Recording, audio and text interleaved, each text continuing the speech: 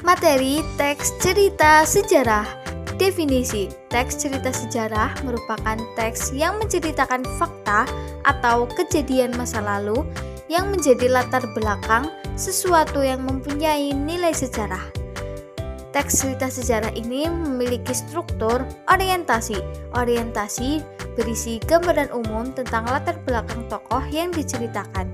Yang kedua merupakan urutan peristiwa, berisi tentang peristiwa yang telah dialami tokoh seperti halnya prestasi tokoh atau pengenalan konflik pada teks cerita sejarah fiksi.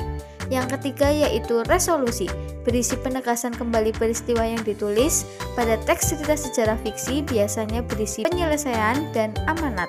Ciri-ciri teks sejarah yaitu disajikan secara kronologis, bentuk teks cerita ulang, sering menggunakan konjungsi temporal. Jenis teks cerita sejarah terdapat dua jenis, yaitu fiksi dan non-fiksi.